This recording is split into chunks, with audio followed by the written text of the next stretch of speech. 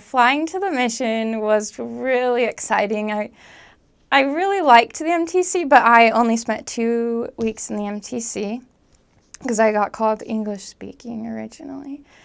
And I was there in the middle of winter, and I felt kind of cooped up a little bit. So I was so excited to get to the field and practice what I'd been studying. And I was so excited to teach real people. We left really early, and it was just a few-hour flight, and I was so nervous because we kept hearing about the weather in Minnesota. I got there in early March, and it was so cold. It was still really cold that winter, so I just remember bundling up. There was like a few feet of snow on the ground when we got there. But it was exciting. It was an exciting day. I arrived with a group of about 30 missionaries, I think. So there was a lot of us. And it was a full day of meeting our president and his wife. And then we met our trainers. And I was actually put with a trainer and another brand new missionary. So my trainer had 2 brand new missionaries. So that was exciting for me to have somebody to learn along with. I just remember we got our trainer like pretty late in the day, and then I had to travel about an hour to my first area, which was in a singles ward on the college campus. And we didn't have a lot of time to talk and to get to know each other and to ask questions about the area. So I remember that first night I was in bed, and I just remember being so afraid for some reason because I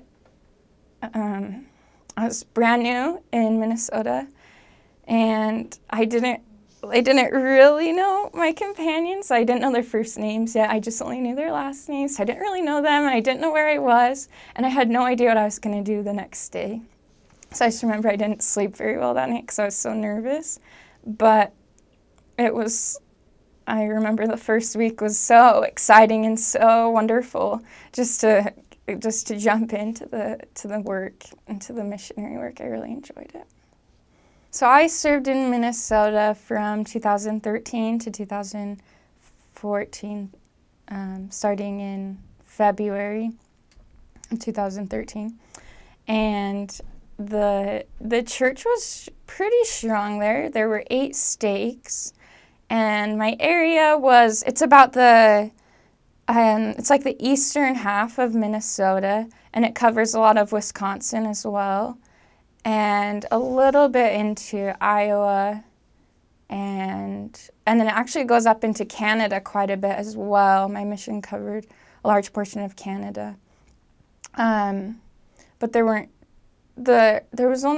believe there was only 1 ward in Canada, so there were only a few elders that would serve up there. So with 8 stakes, I felt like the church was pretty strong. The wards were pretty strong, but there were definitely much missionary work that needed to be done. There was many different languages. Minnesota is a lot more diverse than I ever knew. There were a few Spanish branches. There's actually a Hmong branch, and there started to be a lot of Chinese work and Chinese missionaries in the YSA ward at the college campus.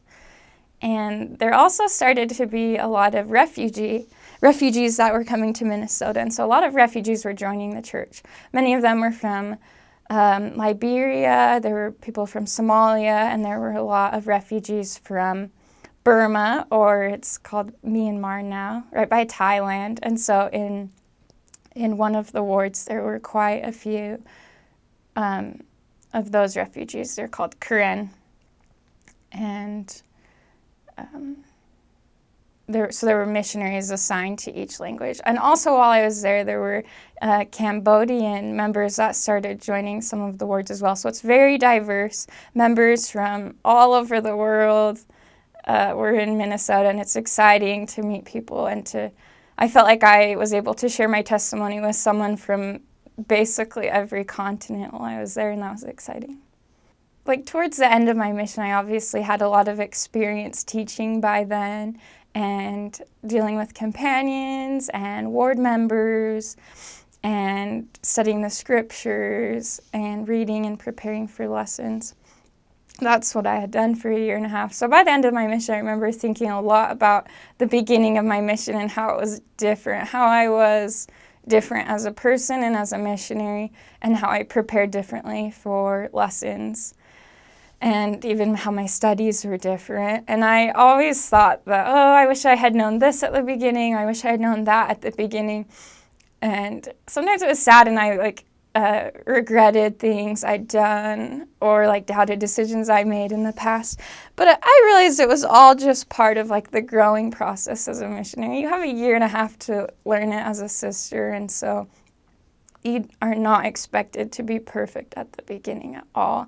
And I recognize that the Lord doesn't all want us to be the exact same missionary. There wasn't reason for us to compare ourselves to one another.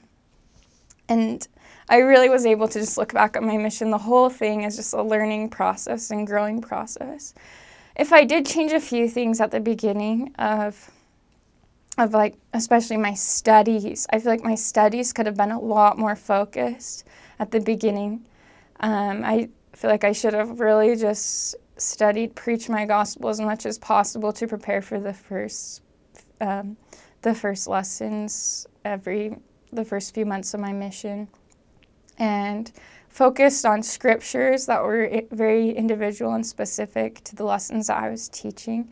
I wish I would have spent a little more time planning specific scriptures and just getting to know the Book of Mormon so well right off the bat at the beginning. I also wish that I would have from the start known better how to keep a journal and take notes. At the beginning, I just had a big notebook, and I put all my notes in it from studies and from meetings and all my MTC classes. And I didn't really know how to organize all of those. So by the end of my mission, I had one little journal that I would take to church and to lessons and to district meetings and zone meetings. And I would use that for all the meetings. And then I had a different journal for studies in the morning. And that was really helpful to me to have kind of my thoughts in one journal and all my experiences from meetings and what I needed to change in a different journal.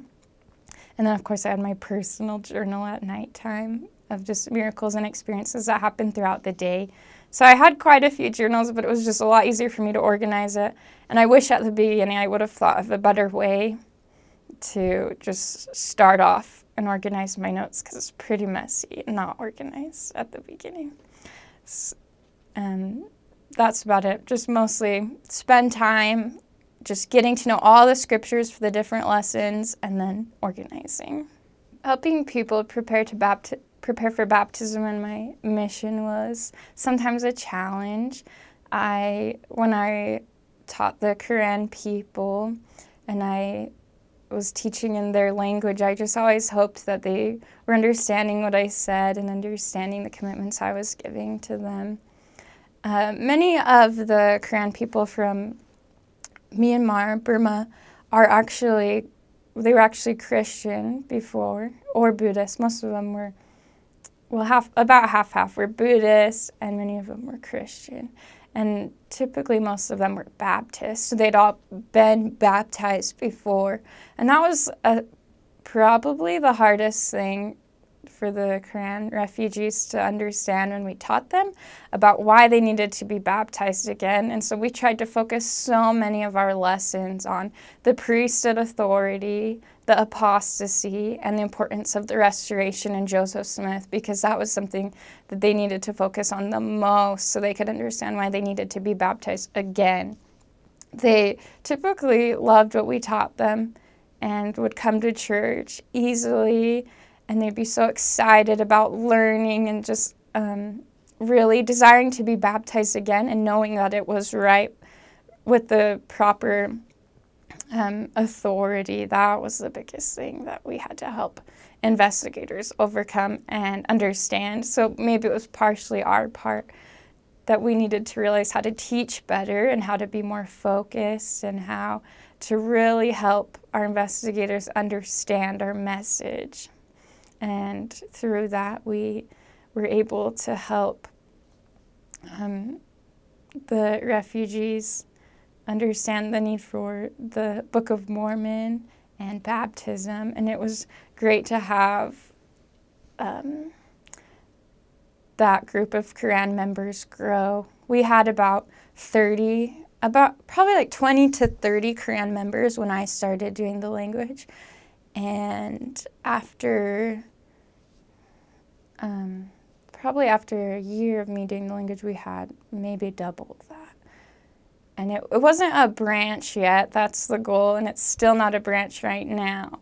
But they're just by getting so many people to join the church and to use the priesthood, they're trying to strengthen members so that eventually it can become a branch. It's called a magnet ward right now, where it's an English ward with a little segment of this language. So I started my mission as a YSA missionary. So I started on the college campus, the University of Minnesota, and our home base was the Institute building. It was just right off of campus, just very close to campus. And we didn't have a car, and we didn't typically tract and go knock doors, but we would just walk around the campus and talk to people. I think there's about 50,000 students. It's a big college, and so we just walked around campus and we contacted people all day like that. So I didn't have experience tracting until a few months into my mission. We just talked to people on the streets, and I really liked it. I thought it was very good for me, very good to just learn how to talk to anyone I can and to really follow the Spirit, to know who I should talk to, because there were people all over. So the campus was huge, and we just walked around it and walked around the streets and talked to all the college students. And I think it was a great experience to be able to talk to these students that are making big decisions in their lives of what they'll study, what their priorities are in life, and where they want the direction of their life to go. And so it was a great experience for me to be able to see some of them turn to God more and realize that they needed the gospel in their life, and to see them join the church. And I was there for just 2 transfers, which is 3 months.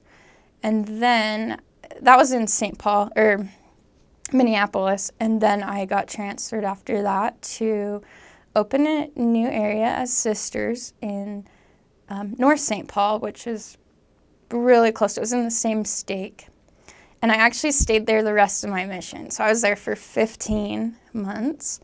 And I was an English missionary in that area. And that was the magnet ward that had mostly English members, and then about 20 to 30 Quran members. So I started English, and I got to know all the English members as well as the Quran members. And I started to be familiar with the language and with the people and with the culture. And after about 3 months doing English in North St. Paul, then I wasn't an English missionary anymore. I was asked to start to learn the Quran language. And there had previously been elders, just one set of elders learning Quran. And they had been there for about the past 5 years when the Quran people started to move to Minnesota, and when there started to be a big group of them.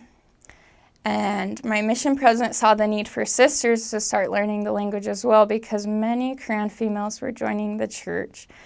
And the teaching load was getting quite large for just one set of missionaries. And so I was actually the very first female missionary, along with my companion, to learn the language.